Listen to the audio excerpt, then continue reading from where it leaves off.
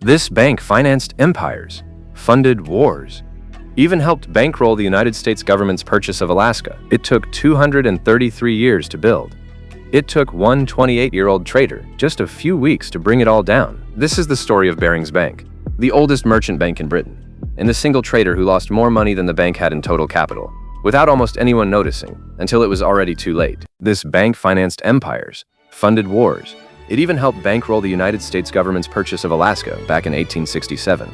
It took 233 years to build this kind of reputation, 2 centuries of careful conservative banking, clients that included, at various points, the British royal family itself. It took one 28-year-old trader just a few weeks to bring the entire thing down. Not a boardroom scandal, not a hostile takeover, just one man in a small office thousands of miles from London, quietly making trades nobody back home fully understood, and losing more money than the bank actually had. This is the story of Barings Bank, the oldest merchant bank in Britain, and the collapse that happened so fast, almost nobody saw it coming until it was already far too late to stop. To understand how big this collapse really was, you have to understand what Barings actually was. Founded in 1762, Barings wasn't just old. It was, for a long time, one of the most respected merchant banks in the entire world. It financed the Louisiana Purchase, helped fund the Napoleonic Wars. It played a role in financing that 1867 purchase of Alaska we mentioned. Routine business. For a bank operating at this level, Barings didn't chase risky, flashy deals. Its reputation was built on something almost the opposite: careful, conservative banking. Relationships with governments, relationships with royalty. The British monarchy itself was, at various points, a client. By the 20th century, Barings had survived wars, depressions, and nearly 2 centuries of financial upheaval that had wiped out plenty of other institutions along the way. It felt, to most people, both inside and outside the bank, like something that simply couldn't fail.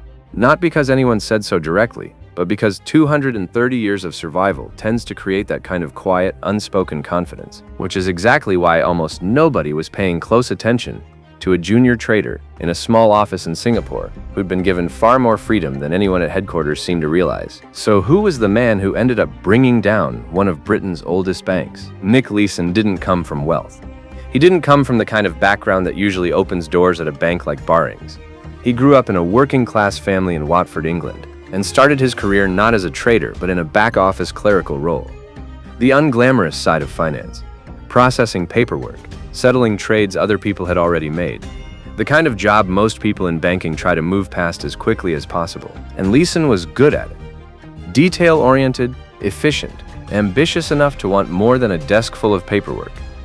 That ambition, combined with real administrative skill, eventually got him noticed. In 1992, Barings sent him to Singapore, initially to help sort out settlement problems at the bank's operations there. But it wasn't long before his role expanded well beyond that original assignment. He was put in charge of both trading and settlement at the Singapore office, executing trades, and also recording and reconciling them. 2 jobs that, at almost any well-run financial institution, are kept strictly separate, specifically to prevent exactly the kind of thing that was about to happen. At Barings, in this particular office, they weren't separated at all. Singapore, in the early 1990s, was becoming one of the fastest-growing financial hubs in Asia.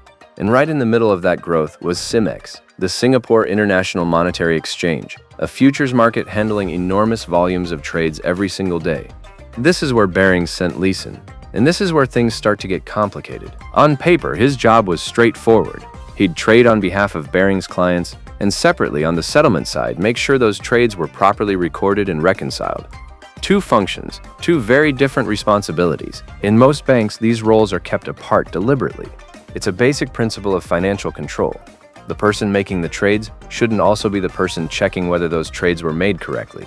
It's the same reason a cashier and an auditor are never supposed to be the same person. At Barings' Singapore office, budget constraints and, frankly, a lack of experienced oversight meant Leeson ended up running both. He was in effect watching himself. He was good at it too, at least on the surface, confident on the trading floor, detail-oriented in the back office.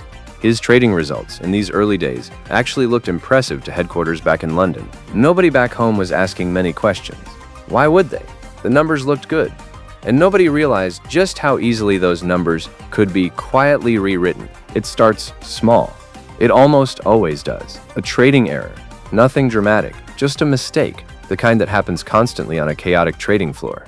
A miscommunication between traders, a position that goes the wrong way by a small amount. Normally, an error like this gets reported, corrected, absorbed as a minor loss, and forgotten by the end of the week. Leeson does something different, using his access to both trading and settlement. Remember, the same access nobody back in London thought twice about. He creates an account to quietly hold the loss, just temporarily, he probably tells himself, just until he can trade his way back to even. The account number he uses? 88888, 5 8s. Supposedly chosen, according to later accounts, almost at random. Nothing special about it at first. It becomes infamous only in hindsight. The reports sent back to London stay clean, numbers looking exactly the way headquarters expects them to look. Nobody at Barings' head office has any reason to dig deeper. Why would they? Leeson's official trading results are strong. The bank is making money, or at least that's what the paperwork says. What nobody in London can see is the account quietly absorbing the losses that never officially happened. A small, private ledger of failure, hidden in plain sight, inside a system Leeson himself was trusted to police. It's a small lie, for now. The number in that account keeps growing. What started as a manageable, forgettable error is turning into something else entirely, though at this point, only one person in the entire company actually knows how bad it's gotten. London keeps sending money to cover what looks like routine margin requirements for legitimate client trades. They don't know that some of that money is actually going toward covering a hole that's been quietly growing for months. By late 1994, the number hidden in account 88888 has grown into the tens of millions of pounds, still invisible to Barings management in London. Still, somehow, not raising any serious red flags. Leeson keeps trading, keeps hoping the market turns in his favor, keeps believing, the way people in this exact situation almost always do, that one more good trade will fix everything. Then, in January 1995, something happens that has absolutely nothing to do with Leeson's trades, and it makes everything so much worse. January 17th, 1995. An earthquake hits the Japanese city of Kobe, a massive, devastating natural disaster, and one that has nothing whatsoever to do with Nick Leeson, or Barings, or anything happening in Singapore. Except it does. Because of one specific bet Leeson had quietly made, suddenly the hidden losses sitting in that account aren't just large anymore, they're catastrophic. Leeson does what he's been doing for over a year at this point. He doubles down, making even bigger trades, betting that the market will recover and drag his position back to safety. It doesn't recover.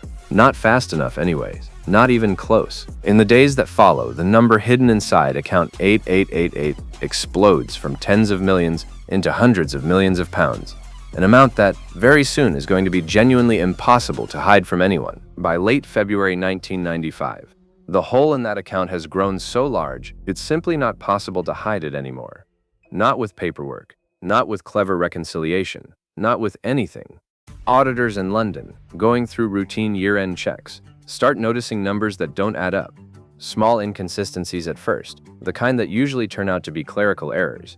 Except this time, the deeper they dig, the worse it gets. Someone makes a call to Singapore. Leeson isn't in his office when it comes through, because by this point, he already knows. He's known for weeks that this moment was coming, one way or another. And when the questions finally start arriving from London, the real questions, the ones he can't paper over with a clean report, he does the only thing he can think to do. He runs. He leaves behind a note. Just 2 words, according to later accounts. I'm sorry. Then he and his wife fly out of Singapore, moving quickly between countries, trying to figure out what comes next for a man who's just lost more money than his employer's entire net worth. Back in London, meanwhile, the full picture is starting to come into focus, and it's almost impossible to process. This isn't a rounding error. This isn't a bad quarter. Barings executives are looking at losses in the hundreds of millions of pounds, more than the entire capital of the bank itself. 233 years of history. And in the space of about 48 hours, it becomes clear that all of it might be gone. The news, once it breaks publicly, spreads almost instantly through financial markets worldwide. This isn't a rumor anymore. This is one of the most storied banks in Britain, quietly admitting that one junior trader, operating almost entirely without oversight, has brought the whole thing to the edge of collapse. For several days, nobody quite knows where Leeson actually is. He and his wife move through Malaysia, then Thailand, then Germany, trying, it seems, to make their way back toward England, toward some kind of normal life, even though normal isn't really on the table anymore. Meanwhile, back in London, officials at the Bank of England are working through an emergency weekend, trying to figure out if there's any way to save Barings before markets open again on Monday. Spoiler, there isn't. Not really, not without someone else stepping in. The story by now isn't just financial news anymore. It's front-page news around the world. A 233-year-old bank brought down by one 28-year-old trader operating largely on his own. Leeson is finally caught at Frankfurt Airport in Germany, attempting to make his way back toward Britain. German authorities detain him under an international arrest warrant. What follows is months of legal proceedings, extradition hearings, court appearances, all playing out under intense media attention. Eventually, he's extradited to Singapore, where the actual trades took place. He pleads guilty to fraud-related charges, and in December 1995, he's sentenced to 6.5 years in a Singapore prison. 6.5 years for losses that, by the time the final numbers are calculated, total somewhere around $1.4 billion. Barings Bank, by this point, doesn't even exist as an independent company anymore, because 3 days after the collapse became public, someone else already owned it. Here's the number that still shocks people, even decades later. Barings Bank, one of the oldest and most respected financial institutions in Britain, was sold for £1, not £1 million, not £100, one single pound. Dutch bank ING purchased Barings in March 1995, just days after the scandal broke, taking on the bank's assets and, crucially, all of its liabilities, in exchange for essentially a symbolic price. It was, in some ways, less of a sale and more of a rescue. Nobody was buying Barings for its value. There wasn't any value left. They were buying what remained of its name, its client relationships, and its history, while absorbing a massive financial hole in the process. The fallout went far beyond the sale itself. The Bank of England launched a full investigation into how this had been allowed to happen. The findings were, in a lot of ways, uncomfortable to read. This wasn't just about one rogue trader. It was about a complete failure of internal oversight, a structure that let one person control both trading and settlement, with almost nobody senior enough asking hard questions until it was already far too late. In the years that followed, this case became something close to a textbook example. Business schools still teach it. Financial regulators still reference it. The core lesson is almost embarrassingly simple, in hindsight. Never let the person making the trades also be the person checking whether those trades were correct. Leeson himself served about 4 years of his sentence before being released, partly due to a colon cancer diagnosis discovered while he was incarcerated. He later wrote a memoir, gave interviews, and even worked for a time in football club management back in Ireland. An odd, almost surreal second act for a man whose name had become shorthand for financial catastrophe. Barings, as an independent institution, was simply gone. 233 years ended in about 4 days. So what actually caused this? Was it just one greedy trader making increasingly reckless bets? That's the simple version, the version that fits neatly into a headline. But it's not really the whole story. The real failure was structural. It was a bank that let one person control both sides of a system specifically designed to check itself. It was headquarters, thousands of miles away, that saw good numbers and simply stopped asking how those numbers were being produced. Leeson didn't have some genius scheme that fooled brilliant minds. He just had access nobody should have given him, and nobody senior enough paying close attention until the number was already too big to fix quietly. That's arguably the most uncomfortable part of this whole story. It wasn't inevitable. It wasn't some unstoppable force. At almost any point over those 3 years, one basic question, asked by the right person at the right time, could have stopped this cold. Nobody asked it. Not until it was already far too late. Barings Bank doesn't exist anymore. Not as its own institution, anyway. But the case itself never really went away. It's still taught, still referenced, every time a new financial scandal breaks, and people start asking the same question all over again. How did nobody catch this sooner? Sometimes the biggest collapse isn't caused by one bad decision. It's caused by nobody being responsible enough to ask a simple question at the moment it actually mattered. Do you think Barings Bank could have saved itself? Let us know in the comments.